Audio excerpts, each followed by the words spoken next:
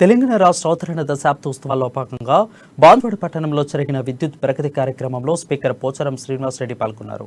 రాష్ట్ర ప్రజలకు ఇచ్చిన హామీలు, వాటి అమలు తీరును ప్రజలు వివరించడానికి దశాబ్ది అవతరణ ఉత్సవాలు నిర్వహిస్తున్నామన్నారు.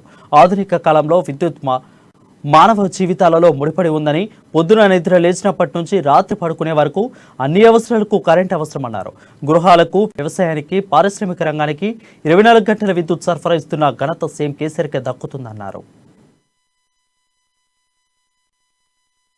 పొద్దున్న లేచి అమ్మాయి అబ్బాయి చదువుకోవాలన్నా కరెంటు కావాలి, పొద్దున్న లేచి హీటర్తో స్నానం చేయాలన్నా కరెంటు కావాలి, వ్యాయామం చేయాలన్నా కరెంటు కావాలి, వంట చేయాలన్నా కరెంటు కావాలి, గ్రైండర్ తిప్పాలన్నా కరెంటు కావాలి, ఫ్యాన్ తిరగాలన్నా కరెంటు కావాలి, ఏసీ నడవాలన్నా కరెంటు కావాలి, ఆఖరికి పశువులకు దానా తినిపిస్తే గట్టి కట్ చేయాలన్నా కరెంటు కావాలి, పాలు విల్లాలన్నా కరెంటు కావాలి, నీరు కావాలన్నా కరెంటు కావాలి.